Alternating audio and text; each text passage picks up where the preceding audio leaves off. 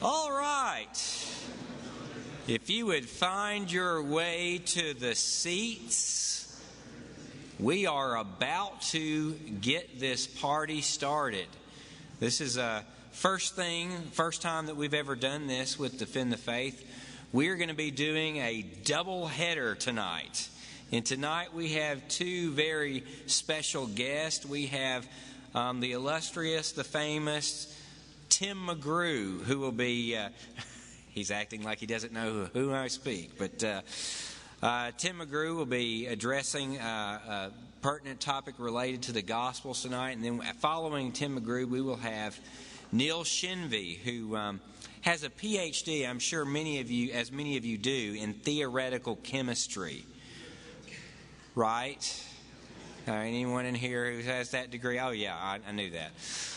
But anyway, I'm excited to have these two brains here tonight because these men not only have great minds, but they also have a great love for our Lord and Savior. And we are going to be blessed in the hearing of what they have to say tonight. But before I invite Tim up to the platform, let me give one announcement that I was told. We had an issue where we almost ran out of food in the cafeteria today because apparently some people were going for seconds. So if you could just refrain from going for seconds, we don't really have enough prepared to go for seconds in the cafeteria meals. And if you feel like you really need to get some more food afterwards, we've got a nice assortment of McDonald's and Popeyes and Raising Cane's and Wendy's. And if you really need some late night Taco Bell, open till 2 a.m., right there for you. But before we invite Tim up to the platform, let me go to the Lord in a word of prayer. Father, thank you so much for just a great day of teaching, a great day of learning, a great day of strengthening our faith and strengthening our minds. And help us, Lord, tonight love you more with our minds through what Tim and Neil have to say to us. And we plead that your Spirit will be with them and strengthen them in a special way as they speak to us. In Jesus' name we pray. Amen. Please welcome to the platform Tim McGrew.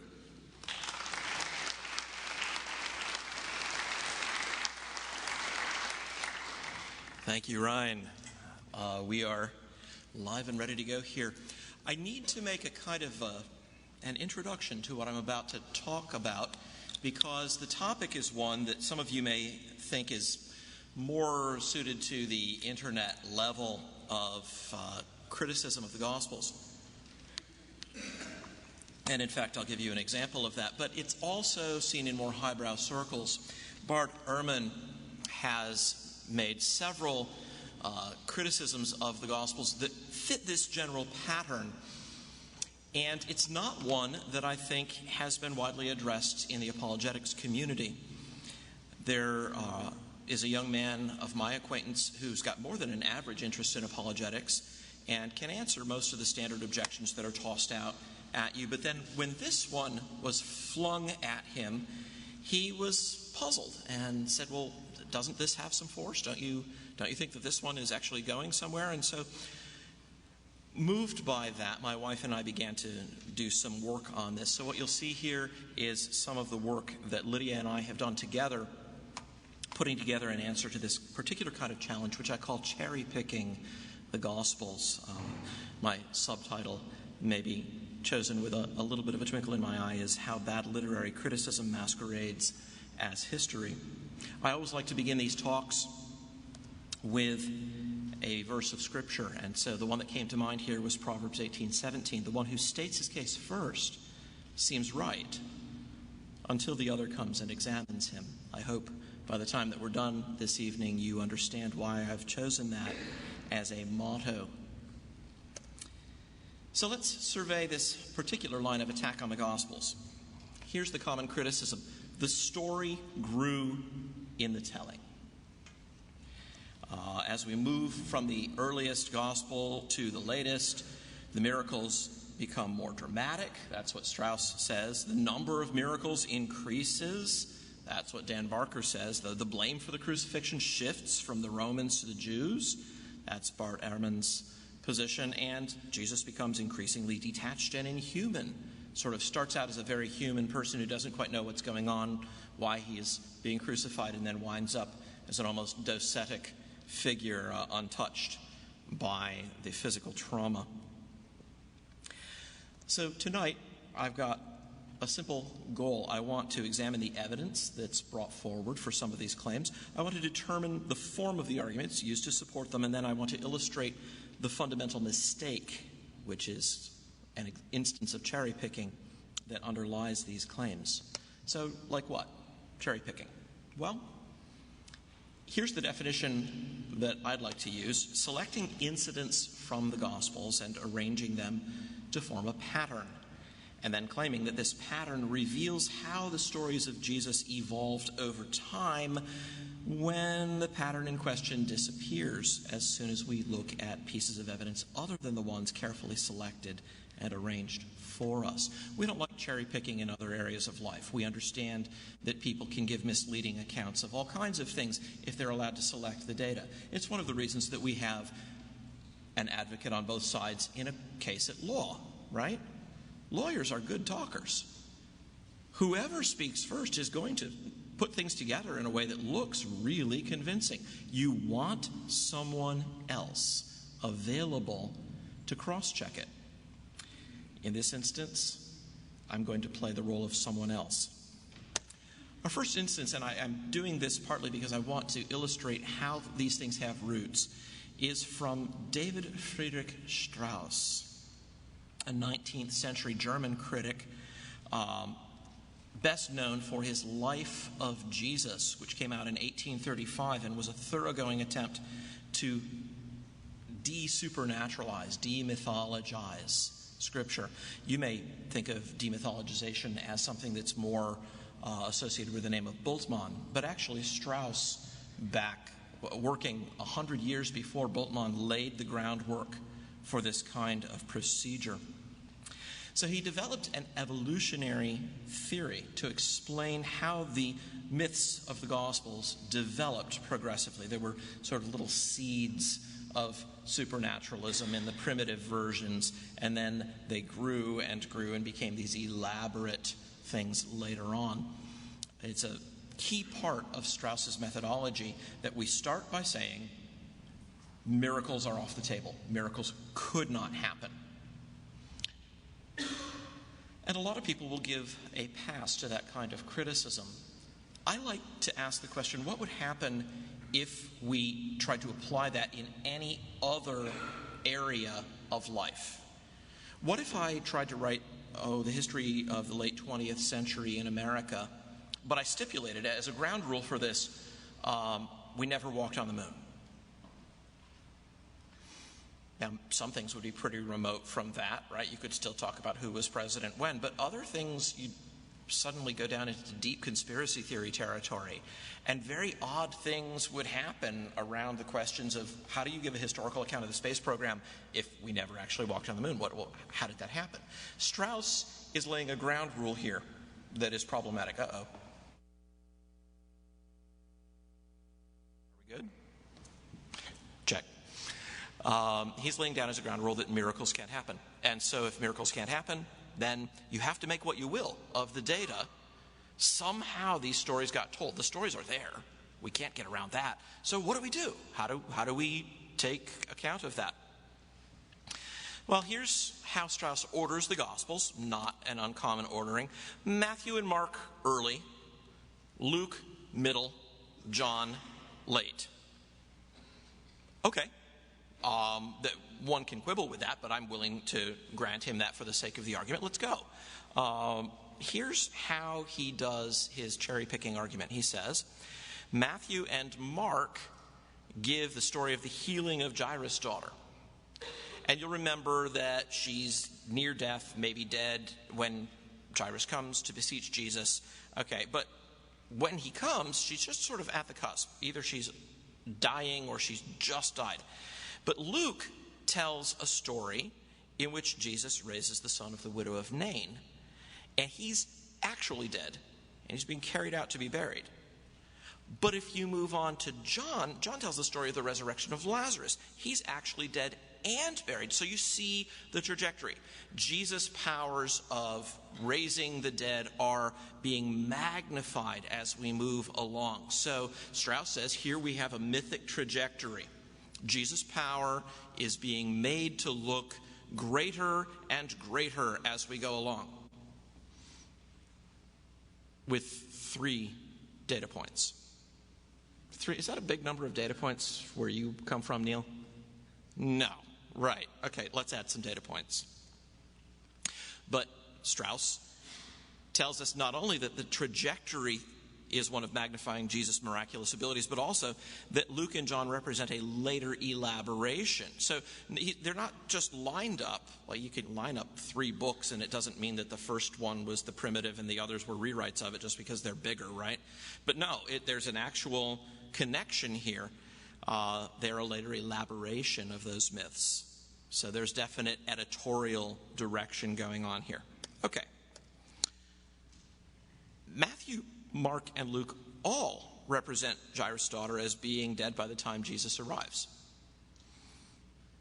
What's up with that? If this is the pattern, if this is the developmental pattern, that the miracles are getting more dramatic, how come when they're retelling a story, they're not changing it? Why is it the same? All 4 Gospels tell of Jesus' resurrection from the dead on the 3rd day following his crucifixion and burial. Shouldn't this tale be growing if the trajectory through the Gospels is of increasing magnificence in the miracles? Matthew is the only person who mentions the resurrection of the saints at the time of Jesus' resurrection. You remember that passage? Skeptics love to bring this one up and say, well, what, zombies, right?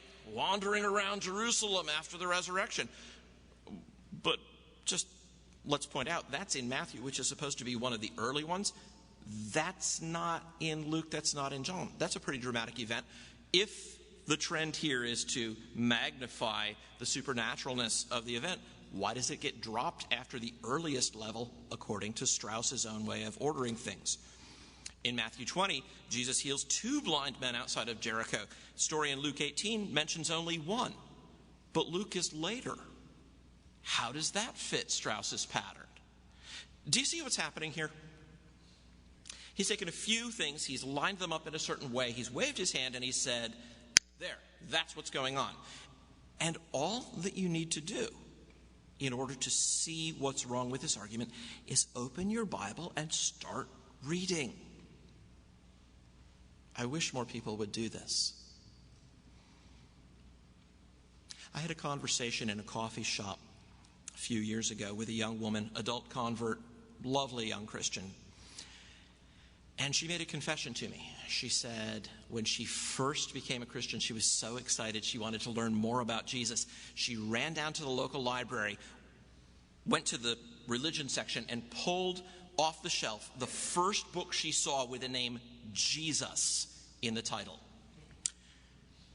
Pro tip, this is not a great way to make your selection of books at the library. And so she pulled it off, and it was Jesus Interrupted by Bart Ehrman. And as she told me, she said, so I started reading, and he was saying all these things about the unreliability of the Gospels, and I was getting more and more upset and bewildered, and so I just crammed the book back on the shelf and left. And this was a confession coming from her. She felt like she had been intellectually dishonest, right? She had confronted some problems. She didn't know how to answer them, and she ran away from them. So I said to her, I have a well-annotated copy of that book. You go back, you get that book, and I will meet you here in this coffee shop every week. Start anywhere. Ask anything. And we will do this until you have a satisfied mind. Which we did. And at first, she'd open up Ehrman's book and she'd read a criticism and she'd kind of look at me like, what do I do? Man, 6 weeks later, I wish you could have seen, if I'd had the foresight to get somebody to videotape these, it would have been great. Because 6 weeks later, she'd come in, she'd open it up. Okay, that's what he says. Let's read the text for ourselves. her first response. And that alone was such a huge victory. People need the confidence of knowing that if they read the text for themselves, that's okay. And sometimes very famous people can say very misleading things that are clarified and brought to light if you just read the text for yourself. So in a way, that's sort of the overall moral I'm going to draw from this. But I'll give you some more examples first. Here's another one. Dan Barker, not a great scholar. He was a teenage evangelist at the age of 15. He worked for the faith healer Catherine Kuhlman. He held pastorates in 3 different churches, a Quaker church, an Assembly of God church, and a charismatic church. And then in 1984, he announced his deconversion on the Oprah Winfrey Show. I mean, if you're going to do it big, right? If you're going to capitalize on this, at least get millions of people to be watching while you do it. He's got a development hypothesis. Here's how he puts it in an essay that he wrote back in 2003. When we look at the documents of the resurrection of Jesus, so we're going to focus on the resurrection accounts, we see that the earliest accounts are very simple. Later retellings are more complex, and the latest tales are fantastic. In other words, they look exactly like a legend. Now, there's another version of our developmental hypothesis, this trajectory running through it. Okay, so let's see. Is that true? Here's how he orders the events. He says the first account that we have of the resurrection is 1 Corinthians 15. Full points to him for noticing that. Good. And then Mark, Matthew, then Luke, then John. Okay, it's a very common ordering of the Gospels, probably the one that would be endorsed by most scholars today. There are dissenters, but let's go with it. Let's take this as the order. So here's how he goes about doing his counting. He says the number of extraordinary events in the resurrection stories increases over time. Now, he's setting aside the resurrection of Jesus. So this is other extraordinary stuff happening with that. And so here's his claim. 1 Corinthians 15, 0 additional extraordinary events. You might think that Jesus appearing to various people would count as its own kind of extraordinary event. For the case of 1 Corinthians 15, it doesn't. He's not altogether consistent with that, as we will see. In Mark, there's one. There's this guy in a white garment at the tomb. Let's accept that it's an angel. But then, okay, there's an angel. That's one extraordinary thing in Mark. But in Matthew, there are 4 extraordinary events. And in Luke, there are 5. And then, when you get to John, he says there are at least 8. Now, one of the beautiful things about numbers is that they are very easy to line up, and people see that pattern. I know all about putting numbers in front of people because I am chairman of my department. And so when I talk to higher administration, I know they want numbers they understand. Complicated explanations about things that they don't understand don't go very far, but numbers they get. So here, Barker is giving us just what we are wired to look for. Numbers, right? 0 is less than 1. That's less than 4. That's less than 5. And then that's less than some number that is 8 or greater. Okay, obvious question. Where did those numbers come from? How exactly did he get those numbers? Let's dig a little bit. Here's what he says. First, appearances of the risen Jesus don't count, because otherwise Paul lists a bunch of them in 1 Corinthians 15, except that they do count if we're looking at Luke. You might see a small problem emerging here. We'll have some fun with that in a minute. The length and purpose of the passage don't count. Has it occurred to anyone that 1 Corinthians 15 does not give us a resurrection narrative?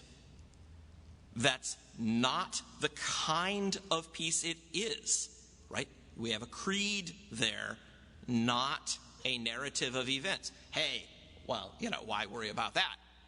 We're just lining them up. The length of the passage, the purpose of the passage, those don't count. Here's what Barker says about 1 Corinthians 15. Notice how simple it is, this earliest resurrection story. No angelic messages, no mourning women, no earthquakes, no miracles, no spectacular bodily ascension into the clouds. Anybody here like the Lutheran satire videos? Yeah, I think Dan needs to meet Donald and Connell. Well, now, Patrick, tell us more about how it's not miraculous for Jesus to be rising from the dead. Yeah, we definitely need that. All right, so just, Hans, do it. Make it happen. All right. But there's more. There's more to be said about how he counts extraordinary events. The completeness or incompleteness of the document doesn't count. It's a very live issue whether the ending of Mark at Mark chapter 16 verse 8, where the oldest manuscripts that we have end it indicates that the account is incomplete. Bruce Metzger thought that that was the most likely explanation. Well, now, if you're comparing two accounts, you don't compare a complete account with an incomplete one without mentioning that fact, unless you're Dan Barker, and then you don't mention that fact and you don't hesitate to compare a complete one to an arguably incomplete document when you're doing accounting. Oh, but there's more. There's more fun. Appearance of Jesus do apparently count, if we want to count them. So, how do we get 5 extraordinary events in Luke? Well, there's 2 angels at the tomb. Those are 2 extraordinary events. Okay? And then Jesus' appearance to the assembled disciples counts as another extraordinary event. Okay, so it counts if we need it to count to jack up the numbers, and it doesn't if we need it not to depress the numbers. This is getting interesting. I think we can see real potential for using this method of counting. How about if we, just to give ourselves a little bit more room to maneuver here, we're going to count events that aren't narrated. Does that sound fair? I mean, if we need to, let's do it. So, John 20, verse 30 says, "Now Jesus did many other signs in the presence of the disciples which are not written in this book." Ha! Well, what are those? Are those even post-resurrection, or are those just other signs he did during his ministry? There's actually a scholarly debate, and there has been for a long time over that question. But Barker gets 3 of his events out of that because it's many other, and 2 wouldn't be many, so we gotta count. Yeah, that's 3 or more. That's creative. I like the way this guy thinks. I'm going to use that with the IRS and see how far it gets me. But that's just events that are alluded to and not narrated. How about if we do events that aren't even narrated at all? Would that be cool? I mean, think of the possibilities here.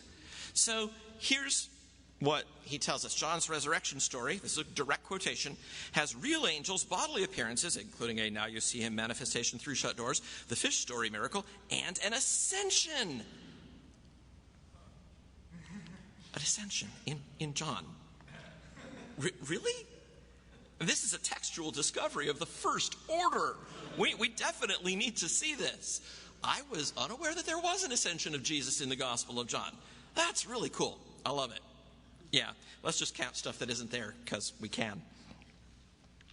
So, what if we applied his criteria in a different way?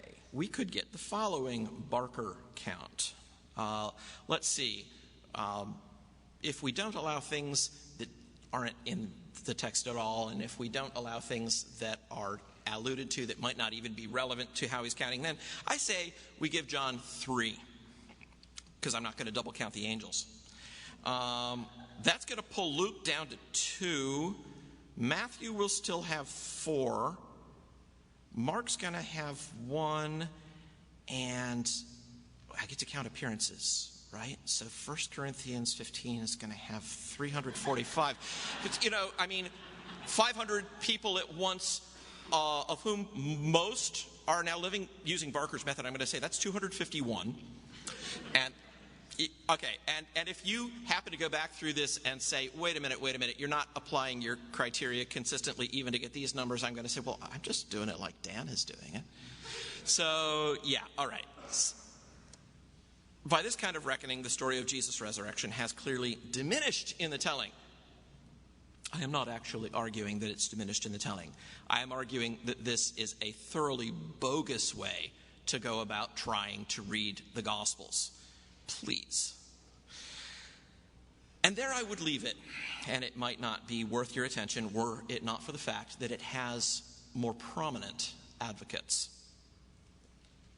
So here's Bart Ehrman, a teenage fundamentalist, high school debate champion, youth pastor in Chicago, pastor for a year at Princeton Baptist Church, and now the most widely known apostate scholar in the world. His ordering of the Gospels is very standard. Mark first, then Matthew, then Luke, then John. But again, I want to draw special attention to the fact it's not simply that he's saying they were written in this order. That may be true.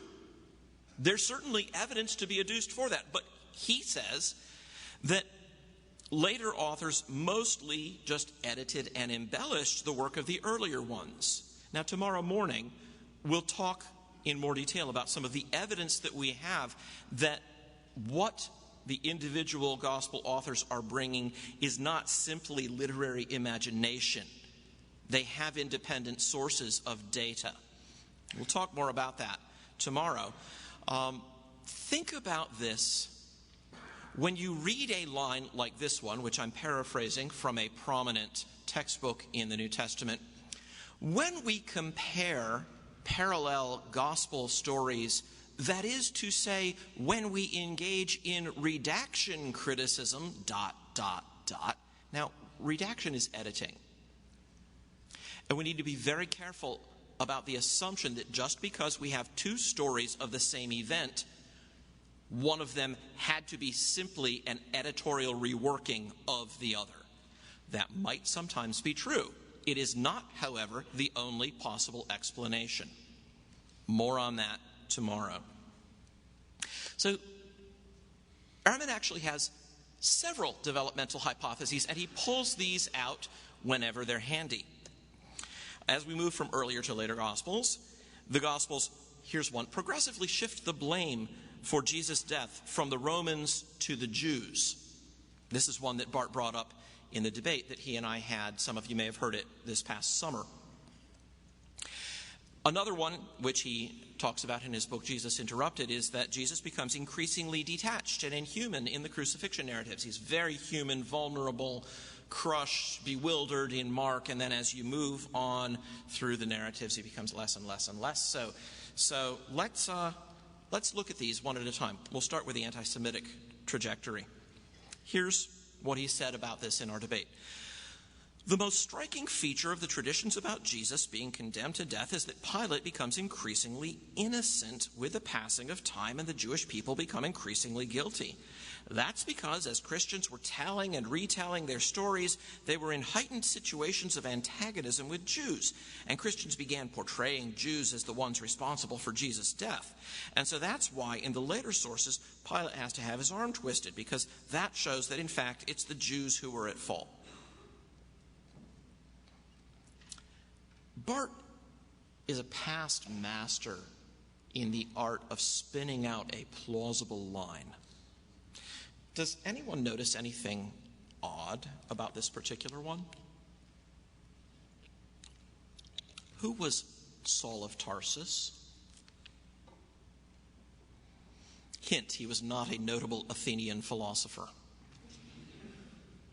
Christians had problems with the Jews going all the way back to the early church in Jerusalem. That was ground zero for the persecution of the early church. You can't read the book of Acts without seeing that. The book of Acts is not Bart's friend here. But let's look at his description of the accounts. See what he has to say. In Mark, quote from him, again from our debate, it's basically Pilate and the Jewish leaders pretty much agreeing that this needs to be done. Okay, so kind of share and share alike in the blame. But in Matthew, well, there's this very dramatic statement that the Jewish leaders make. His blood be on us and our children. Oh boy, okay. Well, that's certainly, definitely something that makes it clear that the Jews are to blame, right? And then in Luke, he says, the innocence of Pilate is being heightened by Pilate's declaring 3 times that he finds no guilt in Jesus, and by his sending Jesus to Herod Antipas to see if Herod will do the deed and get it off Pilate's plate. And as far as John goes, well, says Bart, when the Jewish priests insist that Pilate crucify him, the Greek text says, so Pilate handed him over to them to be crucified. The antecedent there are the Jewish priests. They're the ones who crucified Jesus in the Gospel of John. No, really, he said this. And some of you are sitting there thinking, I've read John 18 and 19 recently, and I don't recall that. Right, okay, we'll get to that toward the end. Problem number 1, Mark doesn't fit the pattern. Remember, the pattern is supposed to be Roman responsibility more stressed early, Jewish responsibility more stressed late. Okay, all of the Gospels describe the plot of the Jewish leaders and the chief priests to kill Jesus. All of them, without exception. No pattern there. Mark records the bribe given to Judas in the plot to have Jesus betrayed in the garden. That's Mark. That's early. These guys are in it up to their necks early on. Mark, like the other Gospels, tells us that those who arrested Jesus in Gethsemane were sent from the chief priests. Yep. Mark tells us that Jesus was tried by night before the high priest. This is not sounding like the Jews were sort of sharing responsibility with the Romans. Mark tells us the Jewish leaders delivered him to Pilate personally, a package delivery. And in Mark 15, 9 and 14, Pilate tries to get the Jewish crowd to allow him to release Jesus. Remember this? Oh, well, we have a custom. How about if I let him go? Well, how does this fit the pattern? Does this fit the pattern at all? No. It looks like a pattern so long as we just cherry-picked a few examples and lined them up in a neat row. Once we start reading our Bibles for ourselves, we find this is not the pattern at all. Okay, how about Matthew, though? He's supposed to be next, right? Well, his blood be on us and our children. That's a very striking statement, no doubt. But do you remember the order in which Bart said these things developed? Matthew's before Luke and he's before John, and they don't report that statement at all. You can bet that if that statement had been in John, it would have been the star piece of evidence that it's being developed that way. But it's not. And so he mentions this here, even though that's not going to fit the overall pattern, because it fits one part of the pattern. The contrast that he wants to show is development from Mark to Matthew. Having done this, he dismisses that bit of evidence like a taxi that he no longer needs. He doesn't want to travel to the end of the line on that one. How about Luke? Well, besides the fact that Luke doesn't have the dramatic hand-washing scene found in Matthew and the dramatic utterance there's also the fact that in Luke 23, we find there's a great crowd of Jewish people following Jesus on the Via Dolorosa, following him to the cross, weeping and mourning as Jesus is led out to be crucified. How is that anti-Jewish? But it's supposed to be more anti-Jewish than Matthew, because Matthew came earlier. That just does not fit the pattern at all. If I were asking you to take my word for this, if you didn't own Bibles, I could understand some skepticism. But please, I don't think I'm bringing you anything that you didn't know already from your own reading of your own Bibles. This is Bart's argument. Something is wrong. How about John? Well, besides the fact that he doesn't have that dramatic scene found in Matthew, he doesn't have the awed Roman centurion saying, surely this was the Son of God. But he's the last author writing. Isn't he supposed to be the most pro-Roman? How about the fact that in Mark, The Jewish leaders mock Jesus on the cross, right? If you're the Christ, come down. But not in John. If John is supposed to be further along the trajectory of anti-Semitism, why is it that John doesn't have that, but the very first thing does? This doesn't make any sense. Well, okay, that one looks like a lemon, but he has a second development claim. So if you didn't like that one, maybe you'll like this one better. His second one has to do with Jesus being very human and vulnerable at the beginning, and then later in the retelling becoming increasingly detached. So here's what he says about Mark. Jesus is silent the entire time, as if in shock, until his cry at the end, echoing Psalm 22. Mark is trying to say something by this portrayal. He doesn't want his readers to take solace in the fact that God was really there providing Jesus with physical comfort. He dies in agony, unsure of the reason he must die.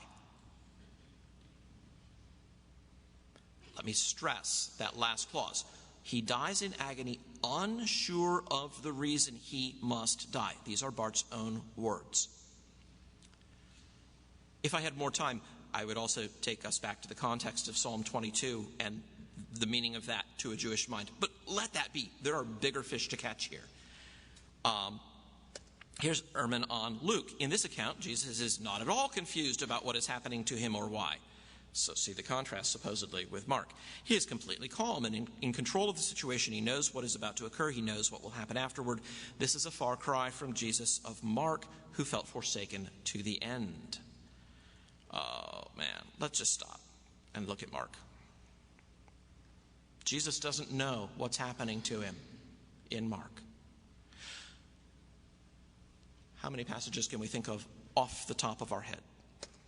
Well, there's Mark 8:31. And he began to teach them that the Son of Man must suffer many things and be rejected by the elders and the chief priests and the scribes and be killed and after 3 days rise again. Remember, this point is not a point about whether Mark is right. This is a question of how Mark structures his own narrative. The question of whether Mark's account is fully truthful isn't even the question at this point. The question is, what's Mark doing as an author, as a writer? So we have every right to bring up things Mark says in order to address this question. How about Mark 9:31? For he was teaching his disciples, saying to them, the Son of Man is going to be delivered into the hands of men, and they will kill him. And when he is killed, after 3 days, he will rise. Does it sound like in Mark's account, Jesus does not know what is happening to him? Hey, how about Mark 10? And taking the 12 again, he began to tell them what was to happen to him. And then it goes on and says exactly what we found in Mark 8 and Mark 9. And then again, in Mark 12, he tells the parable of the tenants who kill the son of the vineyard owner. And remember what he says then? What will he do? He will come back and he will destroy those wicked tenants. The rulers knew that Jesus was telling the parable against them, says Mark. Those are Mark's words. And they sought to lay hands on him because they knew that he was telling this against them. Does it sound like Mark is telling a story in which Jesus just ends up bewildered at the cross, not understanding what was happening, not understanding why he had to die?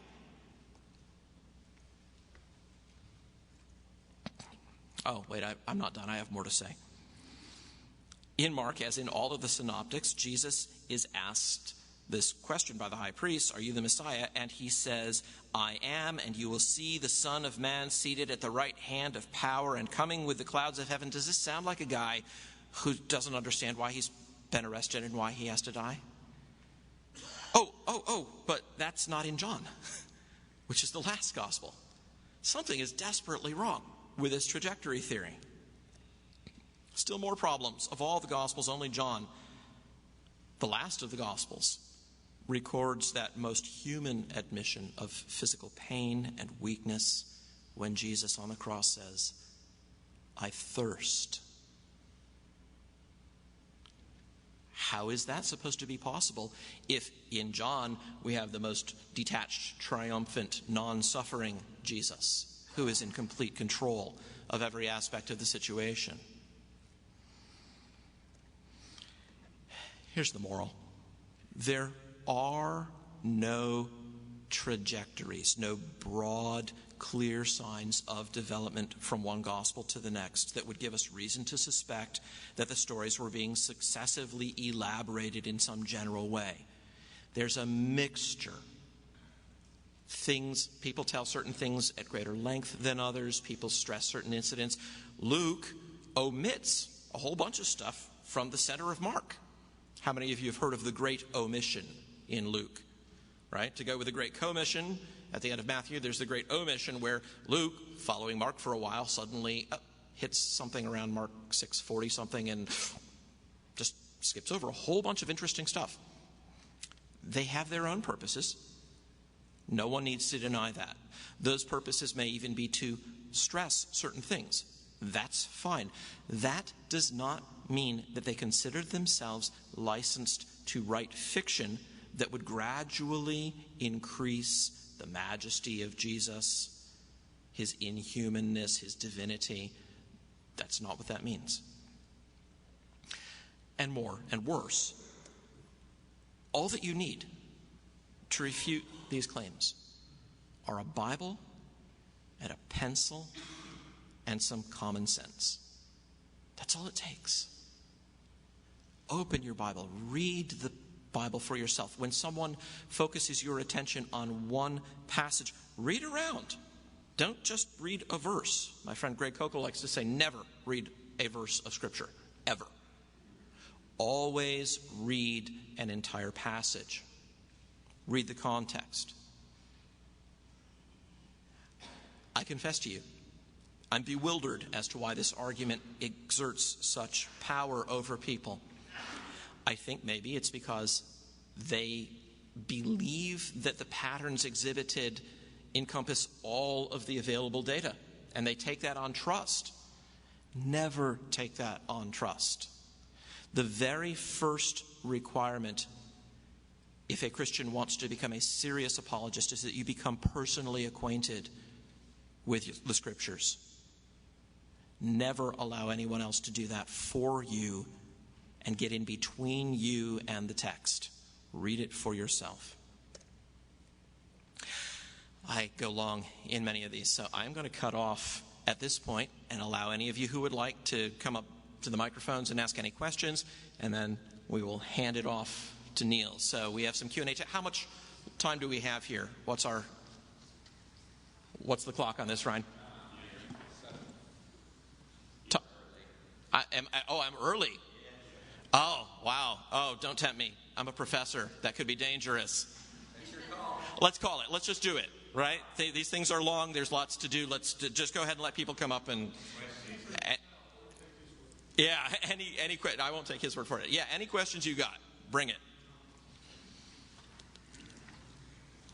When you were debating Bart Ehrman and he started out with that question about whether you believe in inerrancy, he was kind of like trying to trap you and to, so that people would think that you had these presuppositions and therefore you can't be a serious scholar. He's kind of implying that he doesn't have any presuppositions. How would you respond to that? That we can. I almost said, but I worried that maybe it would be too sarcastic. And besides, it was 7 a.m. for me, and it was noon for him because he was in London in the studio. But I almost said, Bart, I do appreciate the fact that your own work provides some of the best argument for the doctrine of inerrancy. Because when you have to lie to your readers as many times as you do in Jesus Interrupted, in that chapter on a world of contradictions, and I have examples ready to go, would you like to hear them? Then that makes me worried that you don't have a case. I almost said that. And I thought, no, I'm a nice guy. I can't do that.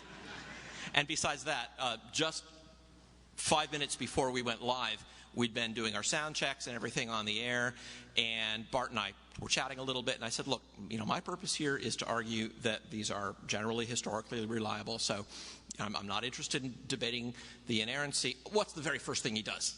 He goes for this poisoning the wells tactic that he has used against one person after another, right? He used it against Craig Evans in their debate. He used it against Mike Licona in their debate. It's this, what do you say then? Because he's going to spin anything you say with his definitions, right? He brought this up later. Some harmonization which required that Peter deny Jesus 6 or 9 times.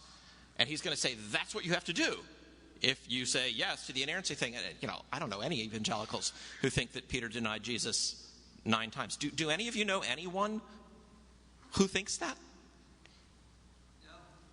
No. Right. I know. But I knew where he was going, and I almost hit back, but then I decided to be nice. I'm thinking twice about that now. But that's what he wants to do. He wants you to say, in a context where he can then control the definition after the fact, he wants you to say yes or no. If you say yes, he'll twist it into some version of it that's implausible and try to make you look like an idiot. If you say no, then he will say, well, you see, even my opponent, who is, I think, very conservative in his views, even he understands that inerrancy can't be true. And so it's a heads I win, tails you lose trap. I heard the little Admiral Akbar clip from Star Wars. It's a trap. It's running through my mind as he was saying it. So how does... It's confusing to me that somebody like Bart, or is it Ehrman or Ehrman? Anyway, it's confusing to me that how does he get a prestigious position when his arguments are so easy to see through? Yeah, there are layers of answer to that. One layer of the answer is that Bart really is a world-class authority on textual criticism, without doubt. That doesn't mean you have to agree with everything he says, but when he speaks on textual criticism, he's worth listening to because he's paid his dues, he's put in his time. Another part of the answer is that he has a whole blunderbuss full of arguments which he will fire off. You know what a blunderbuss is? It's like the late medieval era equivalent of a shotgun. You didn't have shells, so you would just sort of stuff nails and bolts and anything else into the front of it and then put some powder in and pull the trigger, and it all comes out at once. Some of his arguments are more interesting than others. Some of them are more scholarly than others. I freely confess this is not one of Bart's better days, but it is something that he does repeatedly.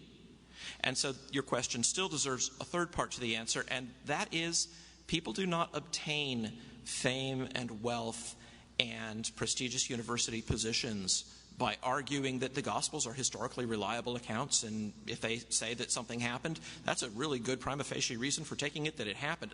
That just doesn't sell. That's like trying to write a blockbuster scholarly monograph arguing that Shakespeare wrote the plays of Shakespeare. Nobody wants to hear it.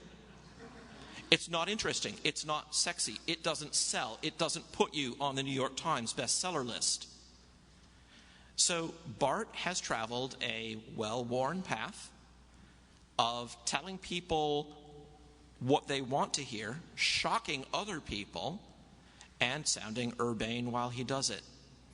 And that is a major reason for his fame. I will add that I was at Oxford at a conference a year and a half ago, and it was a mixture of people in the audience from different backgrounds, New Testament scholars, philosophers, scientists, interesting eclectic mix.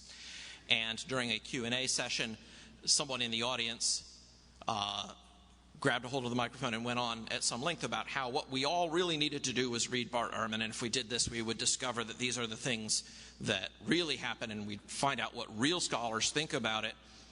And when he finally ran out of breath, the next person to speak was a very prestigious New Testament scholar, and she said, "Everyone should understand that Bart Ehrman does not speak for the discipline of New Testament studies." When I saw her in the lobby afterward, I said, "Can I hug you?"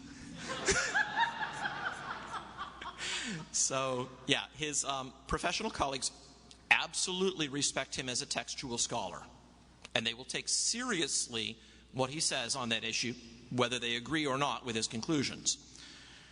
But it's a far cry from making him the mouthpiece for New Testament studies. Hope that's a fair answer to your question. Remember, I stopped early. This is very rare, so we have time. Oh, good. Somebody else is coming up. I was just curious, is the gospel trajectory theory, is it something modern, or is it kind of a rehash? Is there any ancient accounts of it?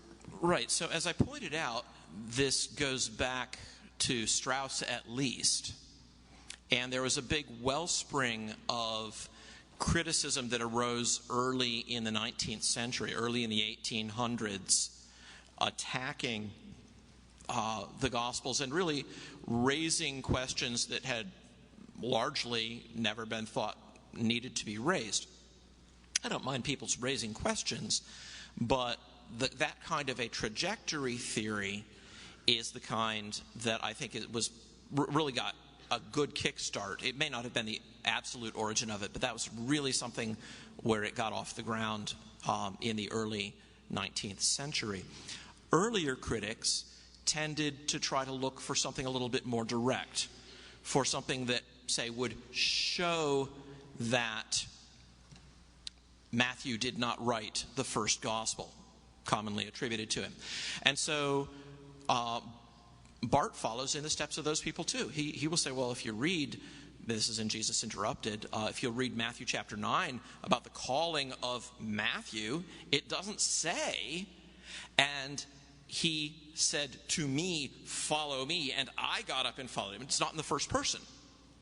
It says, and he got up and left all and followed him. It's in the third person. How old is that argument?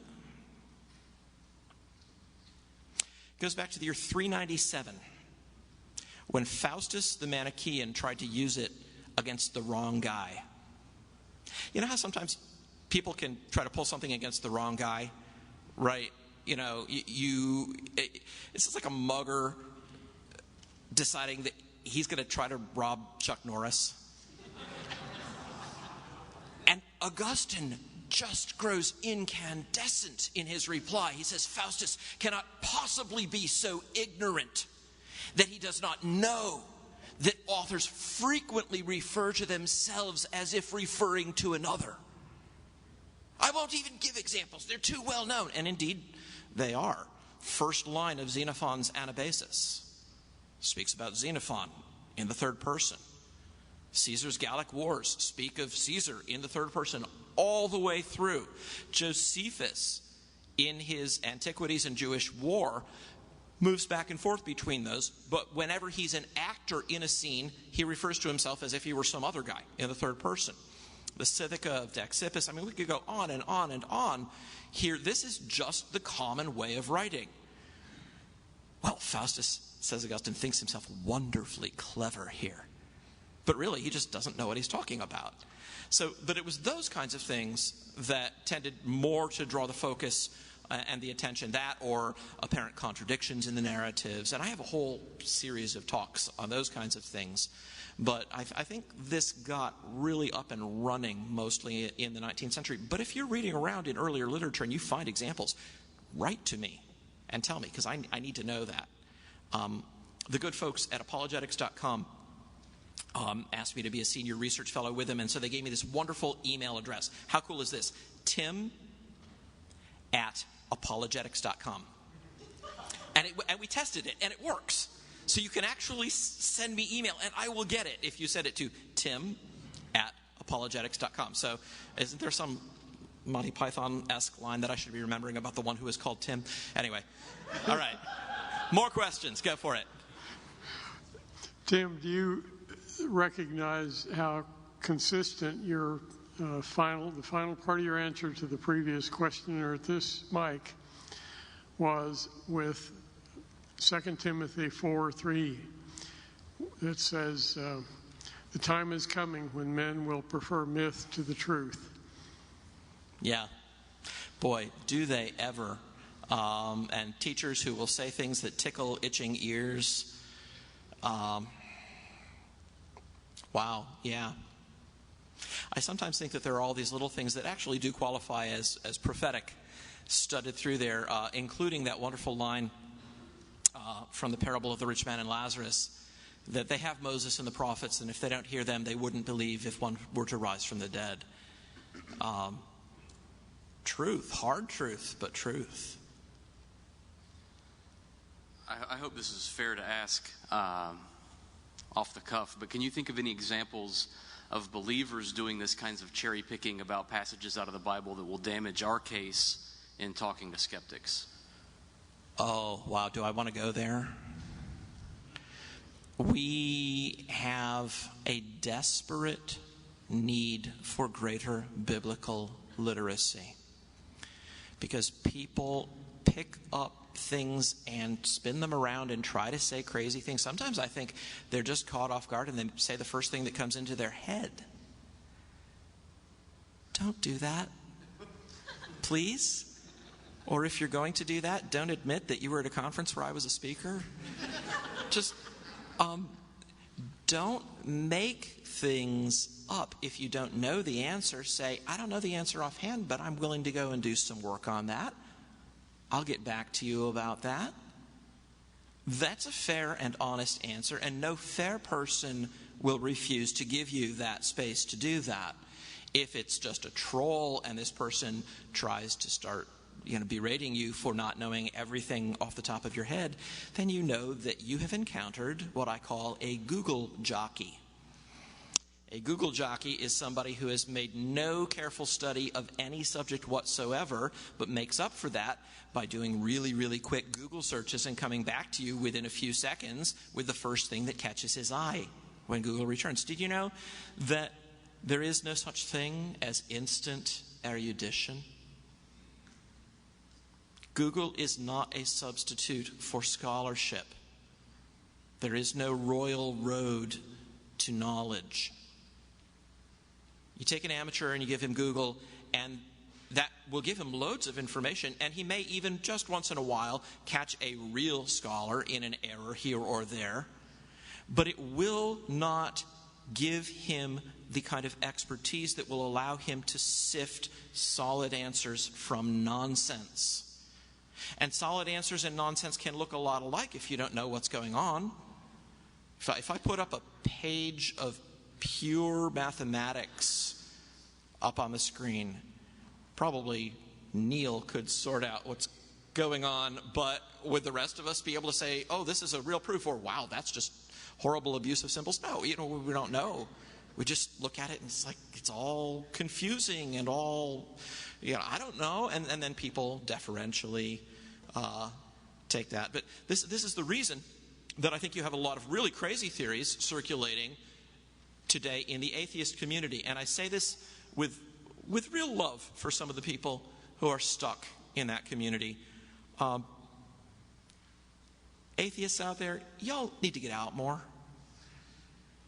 Going to 3 websites, all of which tell you that Jesus never existed, isn't research. But they think it is. And so they will come up with these crazy, we're talking intelligent people. These are not dumb people. These are people with high IQs. Some of these people are people with advanced degrees. But they've fallen into a trap that the internet makes possible. And that trap is that because you hear a lot of people all saying the same thing, you think that it must be true. And you want to say the same thing also, so that you will appear wise and reasonable. Extra points for anybody who catches a Tolkien allusion there. So the internet creates these echo chambers, and then these magnify crazy ideas to the point where people think that they are taken seriously by real scholars. I don't know if you can find any people with appropriate credentials teaching at an accredited university who think Jesus never existed. Richard Carrier has a degree in history, but he is one of the world's most highly educated and prolific unemployed bloggers. If you did come up with a list, I would immediately undertake to come up with a list of guys named Bob who have at least as good credentials and think you're nuts. Jesus mythicism has less standing in history than Holocaust denial. It's absolutely bizarre. It's beyond comprehension how people can think that they're taking the intellectual high ground with some of this stuff. I blame the internet. It's wonderful and it's terrible. It brings us all these incredible things and it makes us idiots at the same time.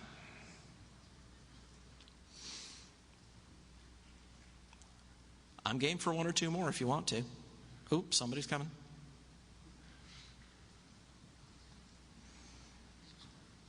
I need to splice your DNA in with that of some of my students so that my students will ask more questions. Tonight you talked a great deal about the ordering of the Gospels. How would you order the Gospels and why? And why is that important? Okay, let me answer your questions in reverse order. Okay. It's not important. And the reason that it's not important is that there is independent evidence, and that evidence is accessible to anyone, that shows that whatever the order they were written in and whatever dependence or independence they all have independent sources of information. Luke may have read Mark. That's plausible. But don't tell me that he took Mark chapter 13, chopped it up into 15 pieces, threw 5 of them away, and distributed the other 10 across widely separated pieces of his narrative because he was feeling creative that day as an editor. He had independent sources of information, and I can give you positive arguments for that as well. How would I order the Gospels? I am willing, for the sake of the argument, and as someone who is not a specialist in New Testament studies, to take the order of Markan priority. I think that there are reasonable arguments for that position. I think those arguments are sometimes overstated, as though they were utterly decisive and no reasonable person could possibly dissent. The unanimous testimony of the early church was that Matthew's gospel was the first one written. Does that mean it was written in Greek?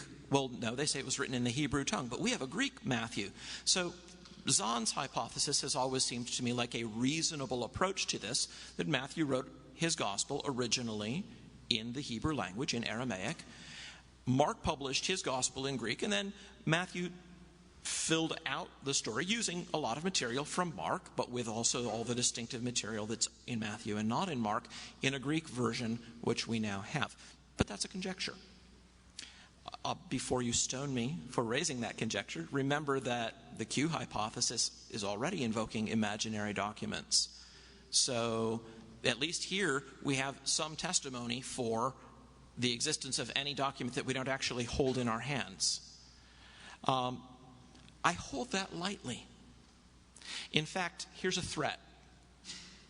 Y'all invite me back for another one of these, and I will give a talk called Who's Afraid of the Synoptic Problem, and I will lay out my answer in greater detail for you.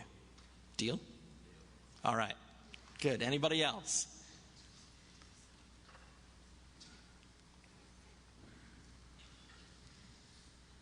I don't know if you will or if there is a short answer to this, but... You're asking a philosopher. Probably no is the answer, but go for it. I've been trying to figure out a good way to use apologetics for witnessing to someone who doesn't necessarily argue any order of the Bible. They even believe Jesus is the Son of God. Specifically, how can you do it to a Satanist to help them, to witness to them, to grow them? I don't have some kind of magical answer in my pocket, but I can give you my experience with a Satanist who was one of my students. We talked briefly about his Satanism. He knew I was a Christian. He really didn't want to discuss the details of it, and so I befriended him. We played ping pong together. We would hang out and grab a hot drink and just sit and chat for a while. We stayed in touch after he graduated. Bright guy, very bright guy.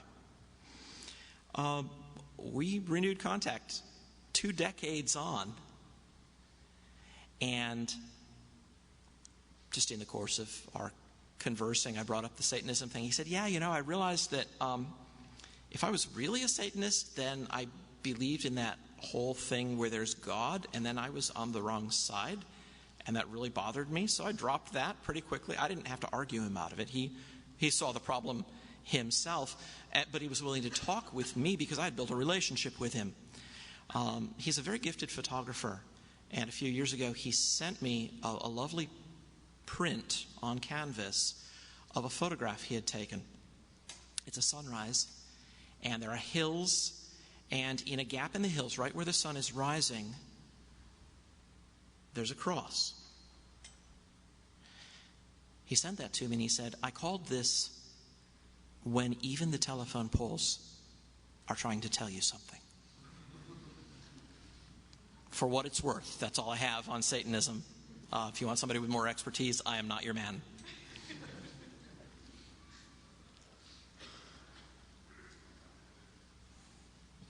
Thank you, Tim. Let's give Tim a round of applause.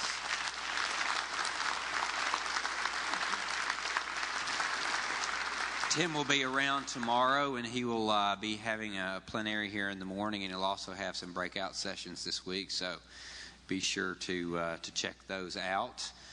It is 8:07. Let us take a 13-minute break, get to the restroom, go to the restroom if you need to stretch your legs.